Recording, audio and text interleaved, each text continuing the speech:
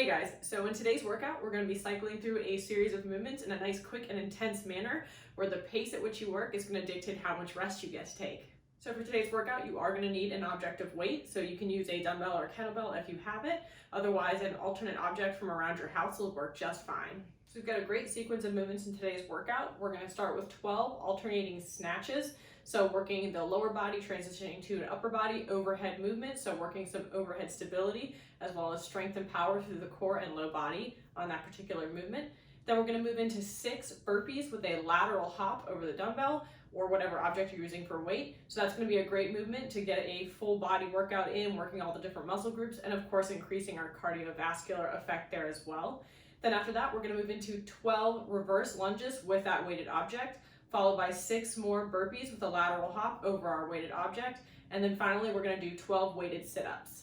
So as you can see in the description of the workout, the way in which we're going to do this circuit is on a 3-minute timer. So what you'll do is you'll set your timer for 3 minutes, and then you're going to start through the sequence of exercises, beginning with the snatches, and you're going to work as fast as you can to execute all the movements. However long it takes you to complete all the movements, you're going to have the rest of that 3-minute window to rest. So in an example, say it takes you 2 minutes and 10 seconds to do all these movements in the workout, you're going to rest for 50 seconds before beginning your next round. And in today's workout, we're going to do 9 total rounds of this circuit. So starting with our snatch first, it's a power-based movement, so we're going to be moving nice and quickly. It's going to start with a hip hinge movement to grab the object off of the floor, and then we're going to quickly and rapidly come out of the bottom of the movement to bring the arm up overhead and drop down underneath the weight. So I'm going to kind of break it down for you in an example. So whatever weighted object you're using, you want to go ahead and place it on the floor, and you want to stand or position your weight or your body right over top of that weight. So that way when you drop down, we're going to hinge from the hips, bend at the knees to grab the object. We want to make sure the arm stays nice and straight, so there should be tension through the shoulder and as well as through the lat that's engaging in the back. We also want to make sure that the hips are positioned down, the weight stays in the heels, and the chest is up. So from the bottom of the movement, I'm going to show you without weight first. The movement in a snatch in slow motion would be an extension of the body upward while you're simultaneously pulling and shrugging this shoulder up by the ear, and then you're going to quickly drop underneath the weight that you're lifting to extend the arm fully up overhead. And then you'll stand up out of that squat position and then bring the dumbbell or weighted object back down for your next rep. So again, from the bottom of the movement, we're going to start extending up through the hips, bringing the arm up, and then dropping underneath the weight, extending the arm up overhead, standing up to finish the movement. So showing you now with the weight, I'm going to drop down, grab the weighted object, make sure I have tension through my arm and my back, chest is up, back is straight, and then I'm going to explode out of the bottom of the movement and extend the arm up overhead, and then stand up at the top, bring the dumbbell or object back down, and then switch hands for my next rep.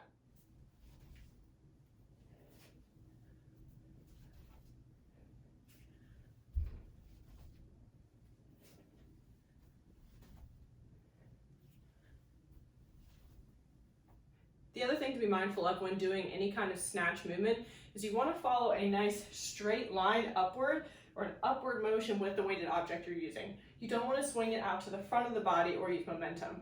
So again, our snatch is going to be a nice full body movement, starting with power out of the bottom position, working the lower body, transitioning to the core, and then into the overhead position, all while getting the heart rate up at the same time. So after your 12 alternating snatches, we're going to move into our first set of 6 burpees with a lateral hop over the dumbbell or the weighted object that you're using. So I don't know if at this point you can see my dumbbell, but it is down on the ground right to the right side of my body. So I'll try to show you the lateral hop as best I can. But basically what we're going to do is a traditional body weight burpee, which I'll show you in just a second.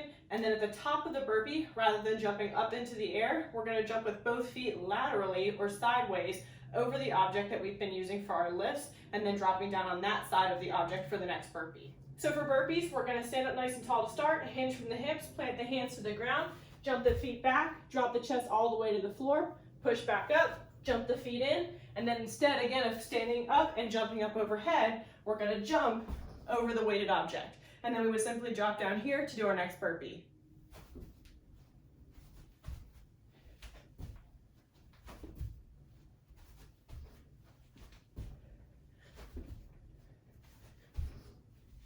Now, if you're doing a modification of a burpee by doing a step back burpee, you can still do the lateral movement over the object by just doing a little bit of a skip rather than double foot hop.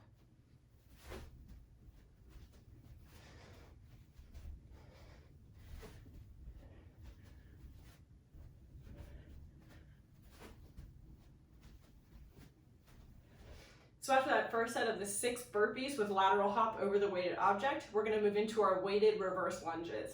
So we're going to take whatever weighted object we're using for this exercise and hold it up in front of the chest, goblet style, and then I'm going to show you side facing.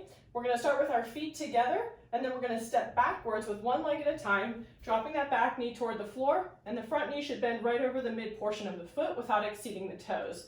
And then I'm going to push back off of that back leg to return to my standing position at the top.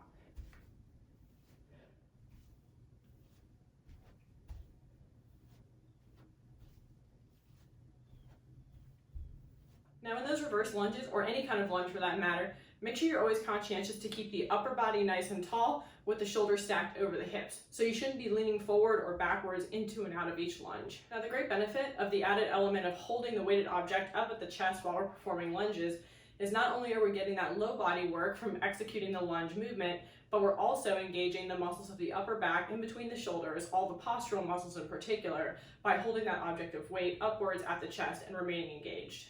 So after those 12 weighted reverse lunges, we're going to do 6 more burpees with a lateral hop over the weighted object. And again, you can always swap those out for the modified step burpee with a skip over the weighted object instead. After that, finally, we're going to move into our weighted sit-ups. So for our weighted sit-ups, we're going to take the object of weight that we're using, and we're going to hold it at the level of the chest with one hand over each end of the object. So again, for sit-up position, you want your legs extended away from the body. You can keep your knees slightly bent here, starting from a nice vertical position, so the chest and shoulders should be upright. We're going to hinge from the hips to lean back until the shoulders and upper back hit the floor, and the back of the head should hit the floor as well. Then we're going to sit back up. Make sure we keep the weight just a few inches away from the chest throughout the entirety of the exercise. So you shouldn't be throwing the weight forward at any point.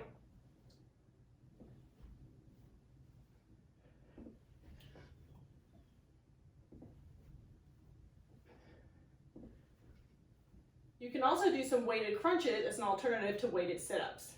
So for a weighted crunch, you're going to want your feet flat on the floor. You're going to hold the dumbbell over the chest, and then we're just going to curl the head, neck, and shoulders off of the floor, and then lower them back down to it.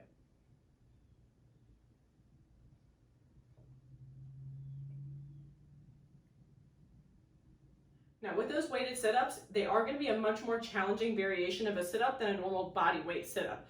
So if you're having trouble executing them in proper form without your legs lifting off the ground or without swinging or throwing the weighted object to use momentum, go ahead and either reduce the weighted object that you're using to something that's a little lighter, or just get rid of it altogether and do simple body weight sit-ups or crunches. So after those 12 weighted sit-ups, that's the end of the circuit. So again, however long it takes you to complete all these movements from beginning to end, one time through, is going to dictate how much rest you get before the next 3-minute interval begins. So as you look at this workout that you're going to be doing today, try to set a goal for yourself for a time that you hope to do 1 round of this circuit in. Then, over the course of the 9 rounds of these intervals that you'll do today, try to keep track of the times that it takes you to do each one, in hopes of either meeting or exceeding the goal that you set for yourself.